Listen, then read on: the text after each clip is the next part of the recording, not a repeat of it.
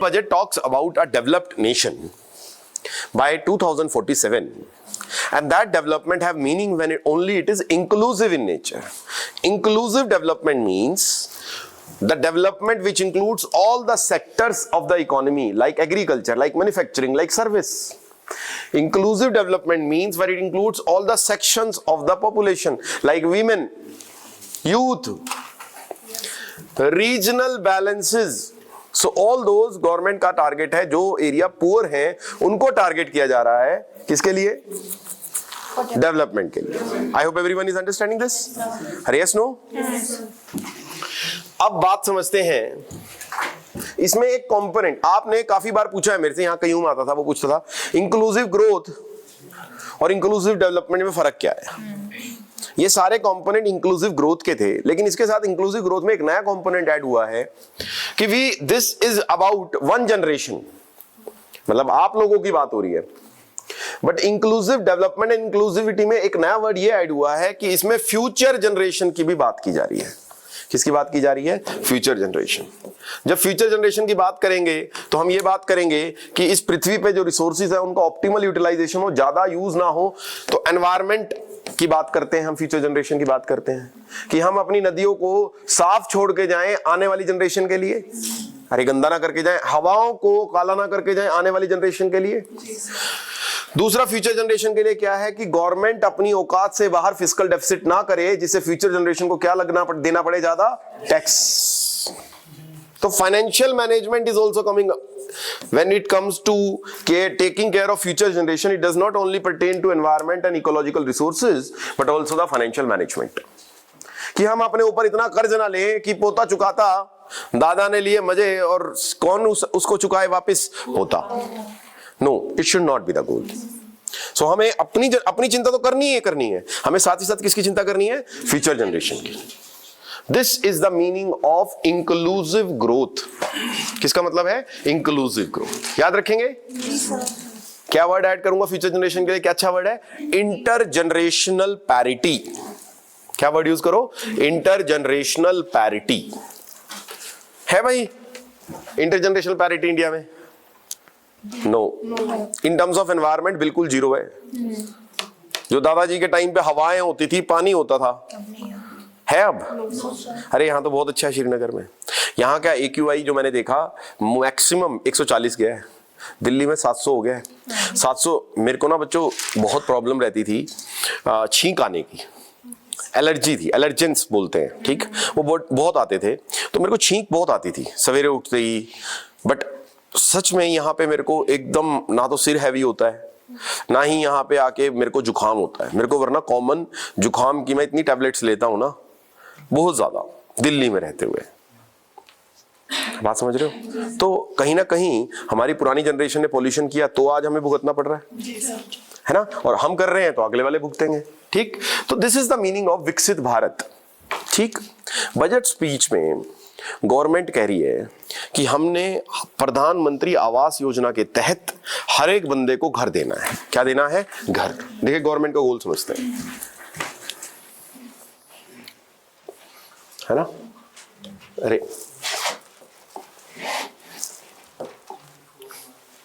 है ना, चलो एक घर देंगे, ठीक है, एक घर देंगे, ठीक है, हर एक बंदे को. और बताइए घर के अलावा क्या क्या चाहिए एक बंदे को? घर चाहिए, घर चाहिए, हाउस. बताओ क्या क्या चाहिए? हाउस, घर हो गया. अरे रोटी कपड़ा और मकान, तो रोटी देनी पड़ेगी, फूड. हाउस के लिए कौन सी स्कीम है गवर्नमेंट की? प्रधानमंत्री आवास योजना, रूरल, ग्रामीण.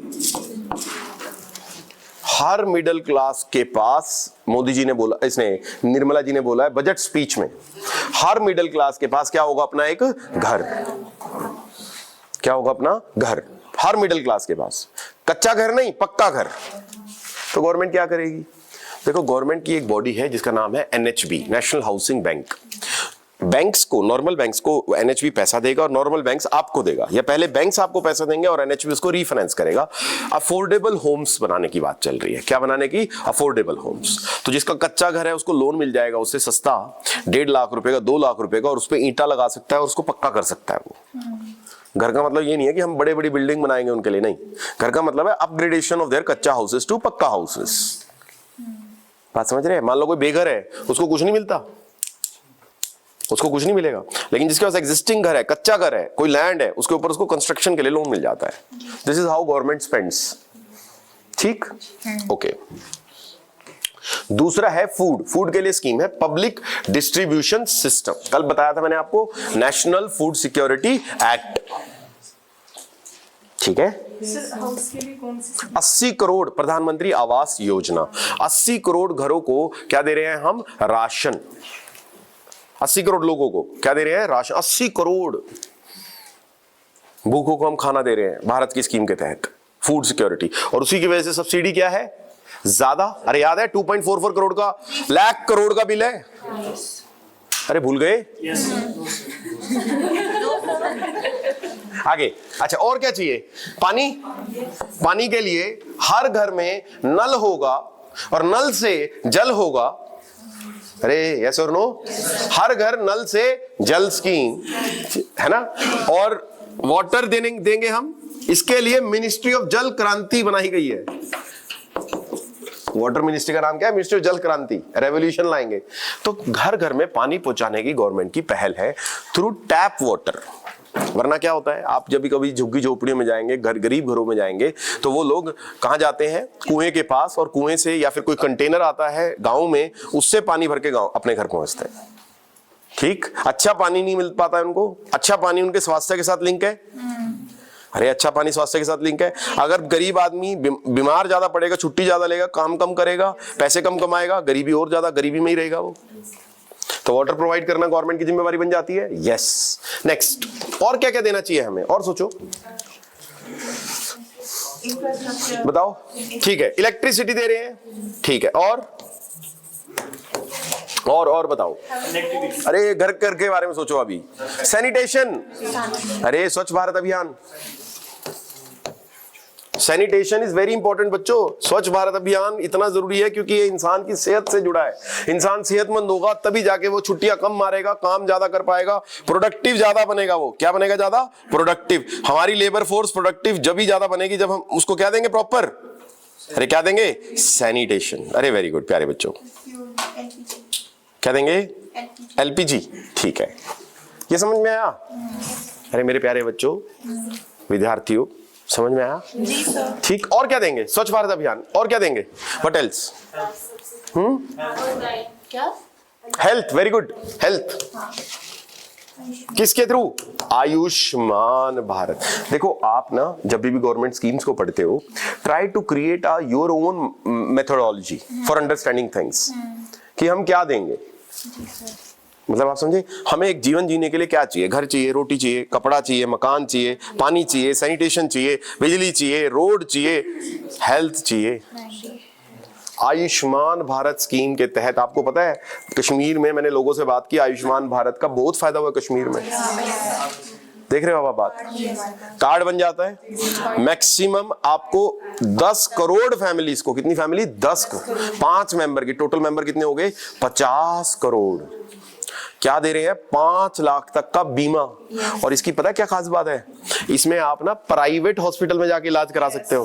अब हमें गवर्नमेंट हॉस्पिटल में नहीं जाना, वहां पे डॉक्टर, आपको पता कैसे होता है? मैं एक बार गवर्नमेंट हॉस्पिटल में गया, मेरे को ना साइन करवाना था उसके लिए, जैसे इंटरव्यू के लिए आपको गजेटेड ऑफिसर का साइन चाहिए होता है, तो डॉक्टर के साइन होते हैं। वहां ना मैं डेंटल जो ऑफिस था ना, मेरे को उसने वेट करने के लिए बोला कि डॉक्टर बिजी है, तो मैं डेंटल वो देखने लग गया, जैसे डेंटल का जो रूम था ना, मैं देखने लगा। वहां पे डेंटिस्ट जो था, डॉक्टर जो सरकारी डॉक्टर था, कोई गरीब सा होगी लेडीज, उसको पता क्या कह रहा है? मुंह पे रखा हुआ उसने आरी करी, खोल खोल खोल खोल। मैंने कहा यार ये क्या है? तो इतनी बुरी हालत है। मैं अंदर जाके देखा तो बहुत, सच में कह रहा हूँ, बहुत बुरी हालत है। वो गरीब आदमी आगे, मतलब गरीबी का उपहास है सरकारी डिपार्टमेंट में। अगर आप अमीर हो ना, रिच लग रहे हो, तो सब आपसे प्यार से बोलेंगे, लगेगा ना कमजोर है, गरीब है, तब आप कहेंगे चल इधर चल। मतलब ये क्या चल रहा था? वो लेडीज डरी हुई, वो दांत और उसने टाइट कर लिए, और उसको कह खोल, वो लगा के उसमें वो आगे क्या बोलते से खोलने के लिए मुंह, दांत का कुछ निकालना था भाई, वो लगा के करे खोल खोल। मैं कहा यार ये क्या चल रहा है नाटक। तो पॉइंट क्या है, पॉइंट ये है आयुष्मान भारत जो है वो बहुत ज्यादा अच्छी स्कीम है भारत के लिए। और इसके अलावा और क्या चाहिए घर में एक जीवन जीने के लिए जो भारत सरकार दे रही है आपको, आपको पता है। और एजुकेशन, ठीक है, एजुकेशन बाद में, एजुकेशन घर से बाहर, घर के अंदर एलपीजी की subsidies, yes very good, Ujjwala, अरे याद है, पता है इससे अभी मोदी जी की एक ऐड आ रही है यूट्यूब पे, देखी होगी आपने, कि वो लेडीज क्या है खांसती है, अरे बहन तुझे क्या हुआ, अब खांसना बंद हो गया, क्यों, अब मेरे को क्या मिल गई है, एलपीजी की सब्सिडी। पता है आपको ये बात? घर में सिलेंडर होता है, देखो बात समझो, हमारे यहाँ पे 50% से ज्यादा घरों में चूल्हा जो यूज, चूल्हा समझते हो, और चूल्हे के ऊपर हम लकड़ी चलाते हैं। अब लकड़ी जलेगी तो घर में इंडोर पोल्यूशन होगा, कौन सा पोल्यूशन होगा, इंडोर। जब भी लकड़ी जलेगी अगर वो पूरी तरीके से डिग्रेडेड नहीं है तो कार्बन मोनोऑक्साइड निकलेगा। कार्बन मोनोऑक्साइड अगर मेरी ऑक्सीजन के साथ मिलता है तो मेरे अंदर बहुत सारी क्या करता है, प्रॉब्लम पैदा करता है। ऑक्सीजन के साथ मिल जाता है, क्या बोलते हैं उसको, वेरी गुड, लंग्स की कैपेसिटी कम हो जाती है, डैमेज हो जाता है बॉडी, ठीक। तो और बूढ़ी औरतें, गरीब घरों की, देखो कितनी कितनी इस दुनिया में औरत होना बहुत बड़ी विडंबना है। देखो सबसे पहले क्या विडंबना है, she faces multiple discrimination through out her life. पैदा हुई, ठीक, चलो ये समझ में आया। अभी मैं औरत वाले बहुत अच्छा कॉन्सेप्ट है, मैं जो वीमेन एज एन एजेंसी आपसे डिस्कस करूंगा, मैंने आपसे डिस्कस नहीं किया है, आज के बजट के लिए मैंने रोका हुआ था वो, ताकि गवर्नमेंट स्कीम्स आपको समझ में आए कि एग्जैक्टली क्या करती है गवर्नमेंट स्कीम्स, ठीक। हाँ जी, क्या बात कर रहा है, देखो जरा समझना बहुत इंपॉर्टेंट है। थैंक यू, अरे उनको क्यों भेजा फिर। विकास भारत की बात कर रहा है, विकसित भारत की, किसकी बात कर रहा है, विकसित। कौन सा ईयर है, 2044। क्या 100 साल हो गया आजादी के। अब भारत कौन सी काल में चला गया है, अमृत काल। ये किसने दिया है, और पता है यूथ को क्या बोला उसने, अमृत पीढ़ी। मैं जब तुम लोगों को देखता हूं ना, मोदी जी की कितनी आशाएं हैं तुमसे, कितनी स्पीचेस में तुम्हारा नाम लेते हैं। यहाँ का यूथ कैसा है, सर 4 घंटे ही पढ़ाओ, 2 बजे जाना है, भूख लग जाती है, अलग ही यूथ के रीजन है यहाँ। हमें क्या बनना है, हमें क्या बनना है, अमृत पीढ़ी है हम। क्या है, अमृत पीढ़ी। अमृत समझते ना, लाइफ गिविंग पोशन, मतलब लाइफ गिविंग पोशन समझते हो, यस। आगे बढ़ते हैं, इसका डेवलपमेंट का मंत्रा सुनिए प्लीज। ये 3 चीजों पे बात कर रहा है, किस पे, 3 चीजें कह रहा है हमारे पास यूनिक है, वर्ल्ड में किसी के पास नहीं है। पहली है डेमोग्राफी। क्या है हमारे पास, डेमोग्राफी। व्हाट इज डेमोग्राफी, जो वर्किंग एज है, कितने साल से, 16 to 64 है, 18 to 59, 18 to 59 ना, हाँ 59 फॉर श्योर। ये वर्किंग एज है, कौन सी एज है, वर्किंग। भारत के पास लार्जेस्ट पॉपुलेशन है वर्ल्ड की, हम लोग यंगेस्ट भारत है एक टाइम पे। कौन सा भारत है, यंग। अब बच्चों आप समझो, आपने बूढ़े देखे है ना, बूढ़े, आपने यंग, आप हो, आपकी काम करने की कैपेसिटी ज्यादा है, कमाने की कैपेसिटी ज्यादा है। जब कमाने की कैपेसिटी ज्यादा है तो इसका मतलब क्या है, आप अर्न ज्यादा करोगे, खर्चे कम करोगे, और भारत के इतिहास में कंट्रीब्यूशन कम करोगे या ज्यादा। तो हमारे पास यूनिक थिंग है वर्ल्ड की, क्या, डेमोग्राफी। क्या है बच्चों, डेमोग्राफी। ये समझ में आया। दूसरी चीज हमारे पास जो है डाइवर्सिटी। क्या है word, diversity. Don't you think diversity is our strength? अगर हम सब लोग, पूरा इंडिया कश्मीरी हो जाता जैसे आप लोग हैं, क्या आपको लगता है कि हमारे इंडिया में अलग अलग तरह की इनोवेशन आ पाती? नो। मुझे ऐसा लगता है कि डाइवर्सिटी अपने आप को यूनिक बनाती है। देखिए डाइवर्सिटी से क्या क्रिएट होता है, पोटेंशियल ऑफ टूरिज्म। आप साउथ में जाइए, ज्योग्राफिकल डाइवर्सिटी मिलेगी आपको। नॉर्थ इंडिया पूरा ही ज्योग्राफिकल डाइवर्स है। इंडिया में एक तरफ ग्लेशियर्स हैं जहां पे 200 - 300 100 डिग्री पे टेम्परेचर है, और एक तरफ रेगिस्तान है जहां पे +50 डिग्री टेम्परेचर है। ये सेम इंडिया में कहीं पे पहाड़ आ रहा है, कहीं पे बीच आ रहा है। हमारा इंडिया एक सब कॉन्टिनेंट कहलाता है इन फीचर्स की वजह से कि ज्योग्राफी का हर एक एलिमेंट कहाँ मिलता है, इंडिया में। ग्लेशियर्स भी मिलते हैं, रिवर्स भी मिलती हैं, माउंटेन्स भी मिलते हैं, डेजर्ट भी मिलते हैं। तो ये डाइवर्सिटी किसका पोटेंशियल क्रिएट करती है, टूरिज्म का। अरे किसका पोटेंशियल क्रिएट करता है, टूरिज्म का। अब आप नोटिस करो G20 की जितनी मीटिंग हुई है पूरे इंडिया में 60 कितने स्पॉट पे हुई है, 60। मोदी जी ने जो जाके मालदीव्स के लिए बात कही है, कहाँ गए थे मोदी जी, लक्षद्वीप। क्यों उन्होंने मालदीव की, अरे लक्षद्वीप भी अटॉल आइलैंड है। कौन सा आइलैंड है? Atoll island. देखो ये सब क्या है, एक ऐसे एलिमेंट्स होते हैं, atoll is the last stage, ठीक है, जब मर जाता है सब कुछ तो ऊपर आ जाता है अटॉल। तो ये ऐसे आइलैंड है, कोरल आइलैंड। कौन से आइलैंड है? कोरल। कोरल समझते हो? Yes, sir. पानी में होता है, ठीक। Coral reef, Fringing barrier. Yes, fringing last में होता है अटॉल। तो इंडिया में तीनों मिलते हैं।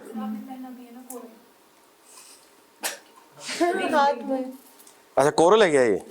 वो मेरे को तो पता ही नहीं है। ये वाला है। ये कोरल है? मूंगा इस coral? Yes, Munga is coral. वो तेरी का गरीबों को पता ही नहीं है। अमीर लोगों को सब नॉलेज होती है। सच में कह रहे जी गरीब क्या करते हैं जी? नाश्ता। अमीर खाता है क्या?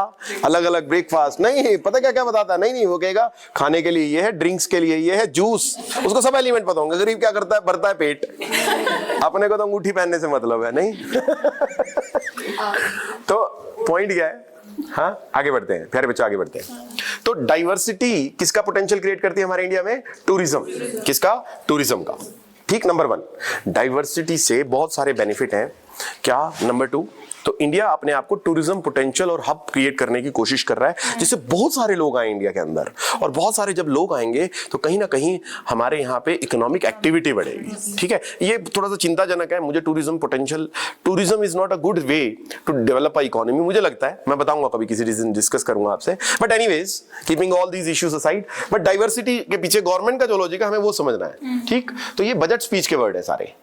क्या बोला है? Demography, diversity. तीसरा democracy. How democracy is our strength?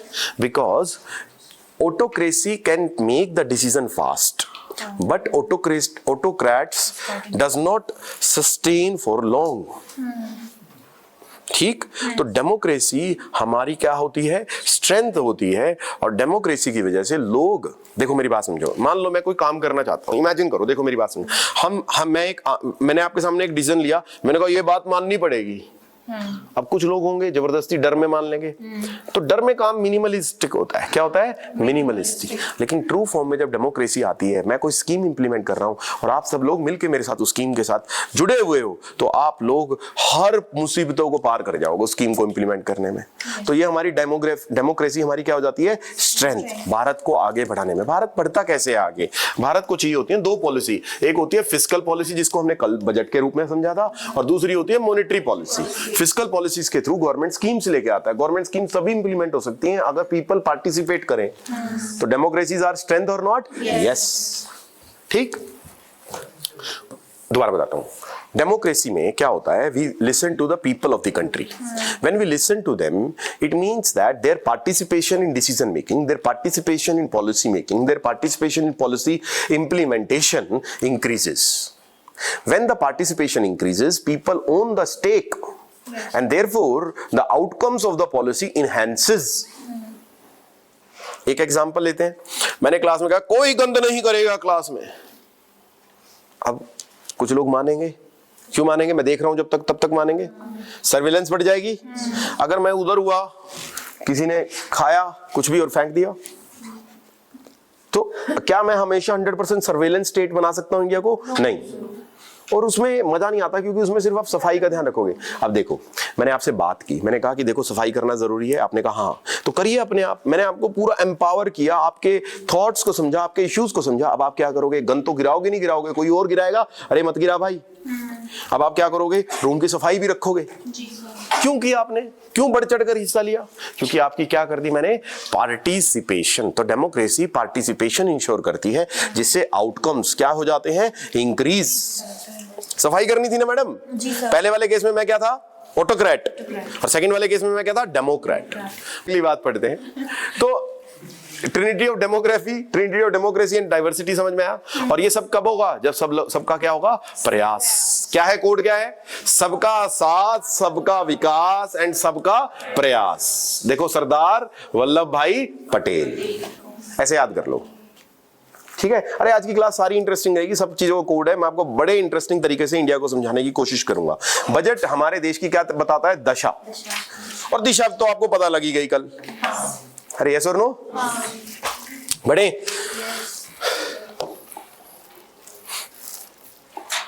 हाँ जी, इस बजट के 4 फोकस एरिया हैं। कितने फोकस एरिया हैं? 4। गरीब कल्याण से होगा किसका कल्याण? देश का कल्याण। पुअर रीजन्स मैं इस पे ऐड कर देता हूं।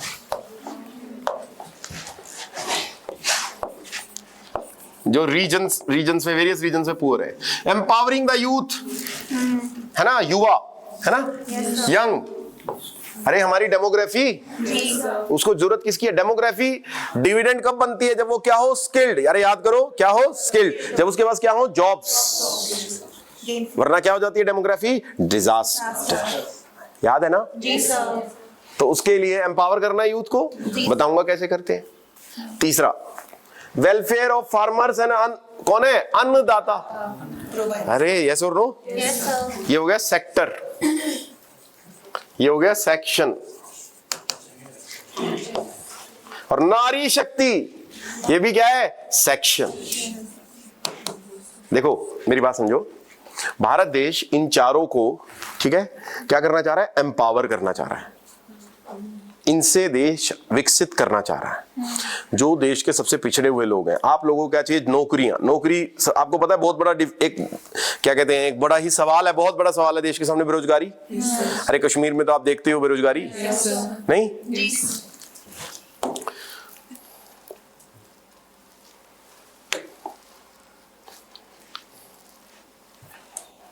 ठीक है जी, 2 पिलर्स पे काम करती है। Inclusive development, inclusive development is for the region, sector, sections as well as future generations. बताया था ना?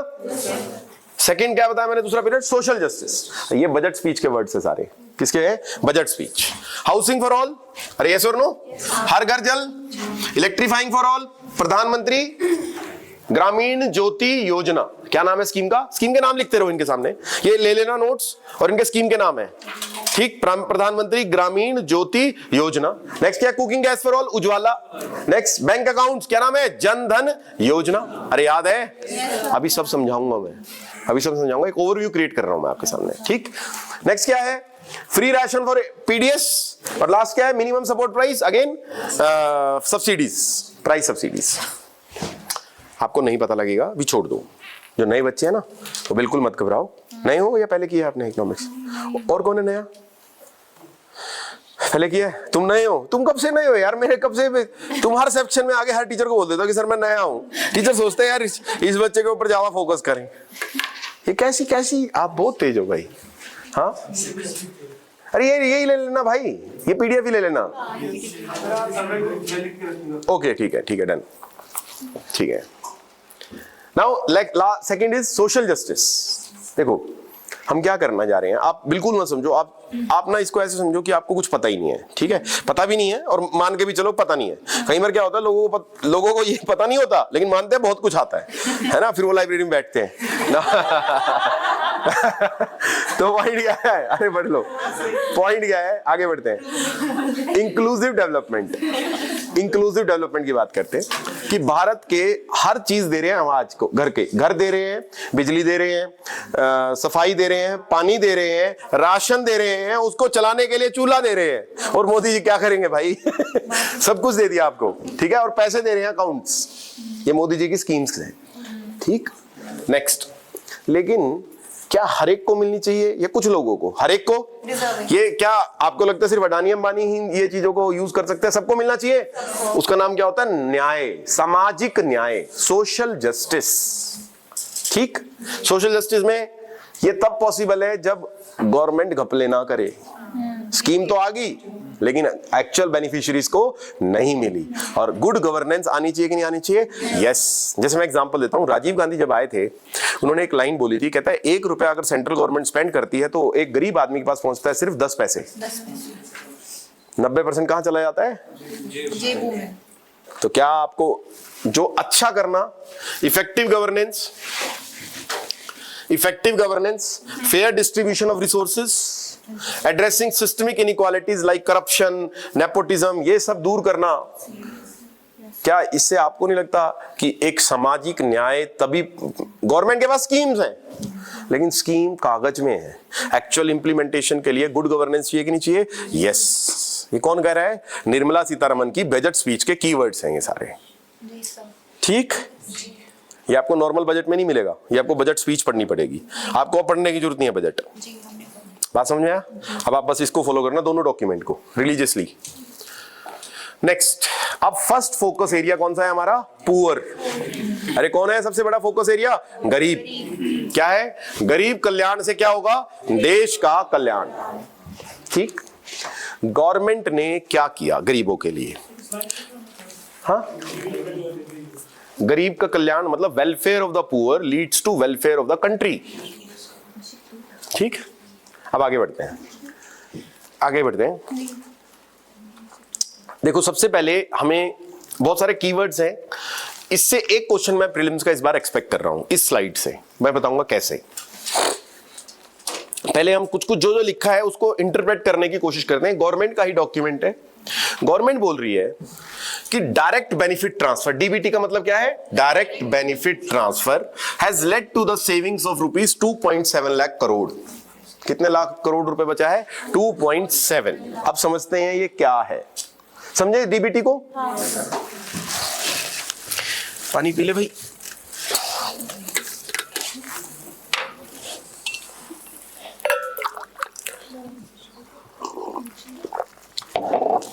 तो ये वाला कंपोनेंट मुझे लगता है आपके सारे जो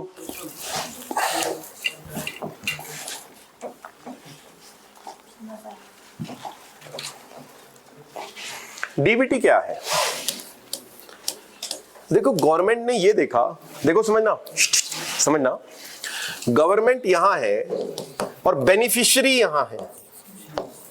ठीक, बीच में गवर्नमेंट अपनी स्कीम्स के जो बेनिफिट्स देती है, सपोज घर में राशन आना है आपके, क्या आना है? राशन। अब ये राशन कैसे आता है? पहले गवर्नमेंट की एक एजेंसी होगी, सेंट्रल गवर्नमेंट की एजेंसी, वो किसको पास करेगी? स्टेट गवर्नमेंट की एजेंसी को। स्टेट गवर्नमेंट आगे किसी को पास करेगा राशन दुकान पे, और राशन की दुकान से आप तक पहुंचेगा। और बीच में यहां पे लीकेजेस की संभावना है या नहीं है? अगर दूसरा लीकेजेस, लीक समझते हो? करप्शन। और दूसरा टाइम। अच्छा, मनरेगा मैंने सुना है कश्मीर में बड़ी अच्छी काम कर रही है। आपको पता है गांवों में गड्ढे खोदने के लिए पैसे मिलते हैं? अरे मनरेगा scheme, Mahatma Gandhi national rural employment guarantee act, जिसके तहत 100 दिन के लिए मिनिमम आपको काम मिलेगा। हर घर के एक बंदे को मिनिमम मिलेगा कि नहीं मिलेगा काम? सुना है आपने मनरेगा? सुना होगा ना गाँव में, है ना? अच्छा बताता हूँ इसमें, देखो कैसे होता है, देखो जरा समझना। पहले, अरे क्या हुआ? कहीं क्या हुआ? सॉरी, जाने करते हो तो क्या बुराई है? गड्ढा खोदना इंसानों को बहुत अच्छा आता है। पैसे नहीं मिले? चलो बताता हूँ क्यों नहीं मिले, उसका भी रीजन बताऊंगा अभी, समझना। एड्स ने किया है, इसीलिए एड्स बढ़ रहा है। तुमने ज्यादा गड्ढे खोद दिए। आगे बढ़ लो, अरे पढ़ लो। अरे कैसे लोग हैं यार, ये पता नहीं सवेरे सवेरे स्टार्ट हो गए यार।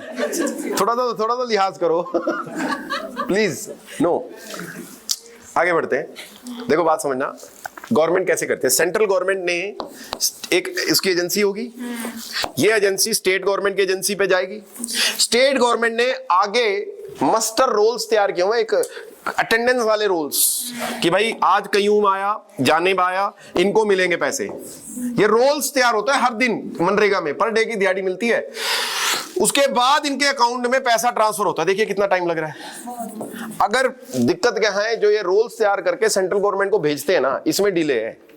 गवर्नमेंट तो सेंट्रल गवर्नमेंट क्या कर रही है, डायरेक्ट कयूम के खाते में डालेंगे, लेकिन दिक्कत क्या है, ये जो आगे डिटेल भेज रहे हैं ना ऊपर, इसमें डिले कर रही है गवर्नमेंट। स्टेट गवर्नमेंट की गलती है। जो आपकी पंचायत है ना, जो मस्टर रोल्स बनाती है, जिसमें नाम लिखा जाता है, जिसमें तहत आपका नाम आता है, वो डिलेड है।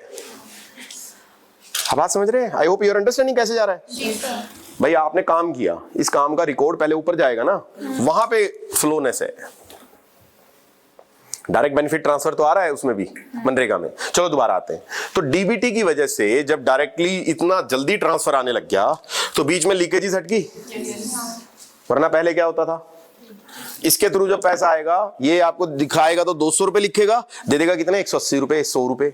आप कुछ बोल सकते हो क्योंकि अगले दिन उसी के पास आना है। अरे काम किया आपने, आपका नाम चढ़ गया, जब पेमेंट करने की बात आई, उसने कहा 150 रुपए दूंगा, 200 नहीं दूंगा। क्या कर लोगे? तो गवर्नमेंट अगर आपके खाते में डायरेक्ट डाल दे, सिर्फ उस बंदे का काम क्या हो, आपका नाम ऊपर देना, कहीं ना कहीं करप्शन में कमी आएगी। यस, इसलिए डीबीटी ने क्या कर दिया, हमारा सेविंग्स। अच्छा, मैं गवर्नमेंट का ओवरऑल प्रोजेक्ट बताता हूं आपको। गवर्नमेंट क्या कर रही है बच्चों, समझना आप जरा। आप लोगों ने आधार बनवाए। Aadhaar is a Hindi word which means identity और बेस स्ट्रक्चर। आप लोगों को आधार से जोड़ दिया, क्या बन गए आपके, आधार। गवर्नमेंट ने क्या किया, फिर आपके अकाउंट खोल दिए। क्या खोल दिए, अकाउंट, जिसको कहते हैं हम कौन से अकाउंट, जन धन अकाउंट। ये पता है आपको, हर एक बंदे का अकाउंट खुल गया। जी सर। क्या बेनिफिट हुआ अकाउंट खुलने का? अच्छा, जनधन खातों में बेनिफिट क्या है, अगर मैं पहले बैंक खाता खुलवाता था, खुलवा तो मैं पहले भी सकता था, लेकिन क्या रखना पड़ता था, मिनिमम बैलेंस। जनधन में क्या रखना पड़ रहा है, 0 बैलेंस। और जनधन खाते में देखो पता क्या क्या मिलेगा, इस अकाउंट को आधार से लिंक कर दिया। किससे लिंक कर दिया, आधार से। जब आप खाता खुलवाने जा रहे हो तो वो बैंक मैनेजर आपको फाइनेंशियल अवेयरनेस दे रहा है। अरे बहन सुनो, तुम जब खाता खुलवाओगे तो तुम्हें क्या बेनिफिट होगा खाता खुलवाने का, कि तुम इसमें पैसे जमा कराओ। 100 रुपए हर हफ्ते जमा कराओ, 400 रुपए महीना, साल का 4800 रुपए महीना, 10 साल में 48,000, और वो भी डबल होके 60 या 70,000 रुपए, और आप अपनी बेटी की शादी कर सकते हो। तो गरीब बहन अपनी अवेयरनेस दे दी उसको, किसके प्रति, सेविंग्स। वरना वो गरीब बहन 100 रुपए कहां उड़ा रही थी, कुरकुरे, लेज। बात समझ रहे हैं? फाइनेंशियल अवेयरनेस बहुत जरूरी है, सेविंग। ठीक, देन फाइनेंशियल अवेयरनेस के बाद क्या होता है, फाइनेंशियल अवेयरनेस के बाद क्या होता है, अगली बात, अब आपका बैंक अकाउंट खुल गया। कौन सा अकाउंट खुल गया, बैंक अकाउंट। और ये बैंक अकाउंट किससे लिंक है, आधार से। अब भाई एक बात समझो, आप बूढ़े हो, एल्डर, आप विडो हो, आप हैंडीकैप्ड हो, है ना, गवर्नमेंट आपका आधार लिंक्ड है और गवर्नमेंट आपको देती है पेंशन। क्या देती है, पेंशन। आपके खाते में डायरेक्ट जो लिंक है आधार से, स्कीम किससे लिंक है, आधार से, और आधार किससे लिंक है, बैंक अकाउंट से। आपको क्या देगी गवर्नमेंट, कौन सी सिक्योरिटी, सोशल सिक्योरिटी।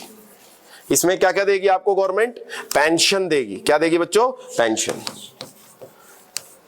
या तो आप ओल्ड एज हो, इंडिया में ओल्ड एज को मिलती है, हैंडीकैप को मिलती है, विडो को मिलती है। चौथी पेंशन मिलती है अगर आप 12 रुपए हर महीने कटवाते हो, तो याद है कौन सी योजना है, अटल पेंशन योजना।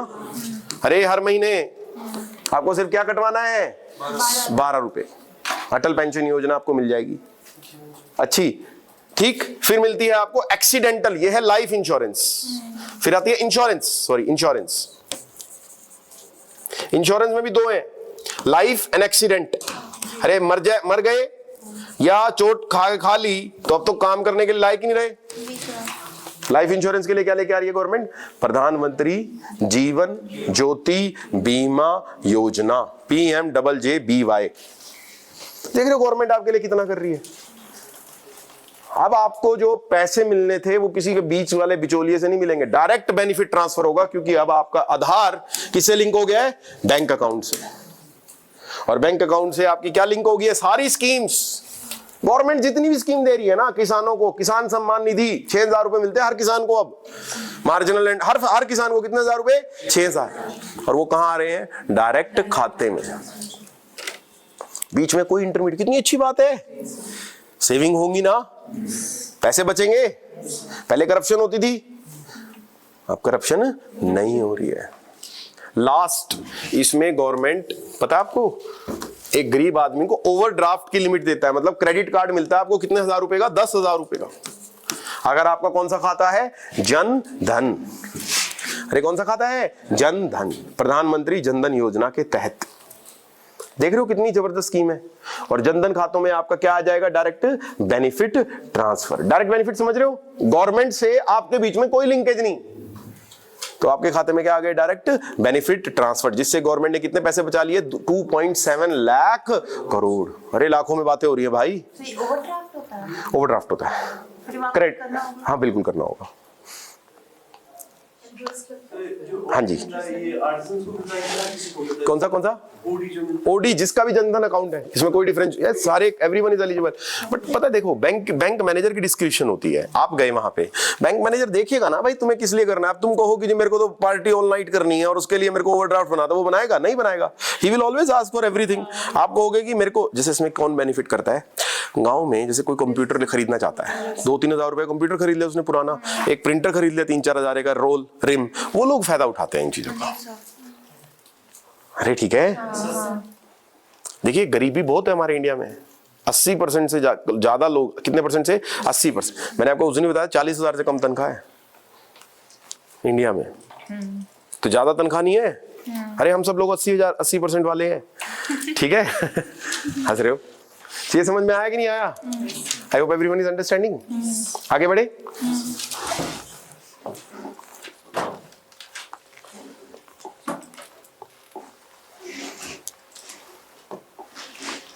देखो, डायरेक्ट बेनिफिट ट्रांसफर के थ्रू गवर्नमेंट ने क्या दी? अरे क्या दिया आपको? देखो, जनधन अकाउंट खोला, जन किससे लिंक किया उसको? आधार।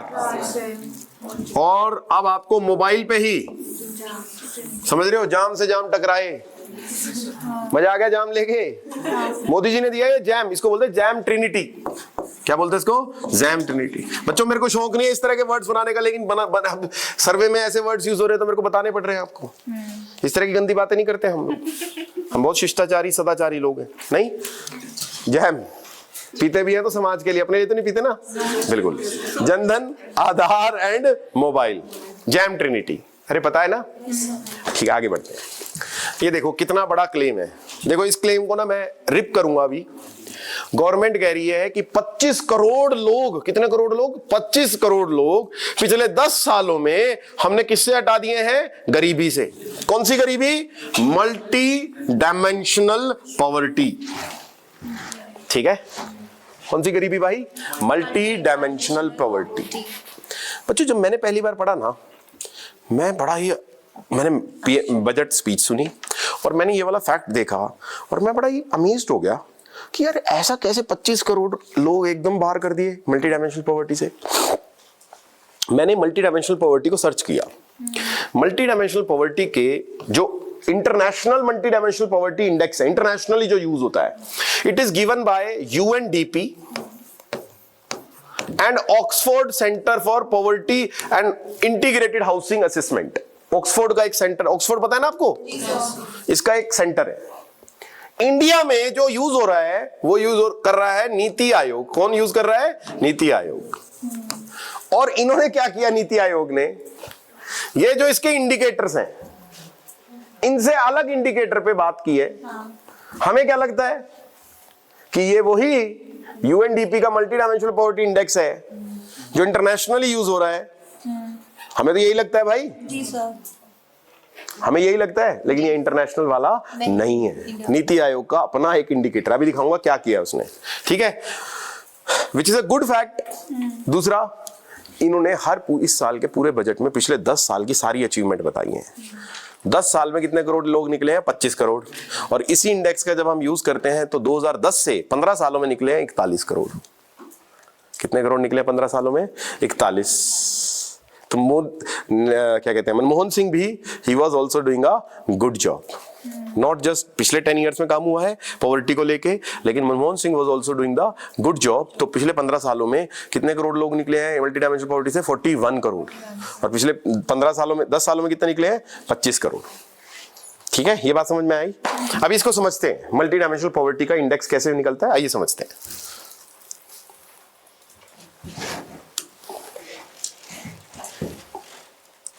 देखो, national multi development poverty index जो है, according to NITI Aayog discussion paper, हमारी जो ये वाला यूज करा जा रहा है, ना कि इंटरनेशनल वाला।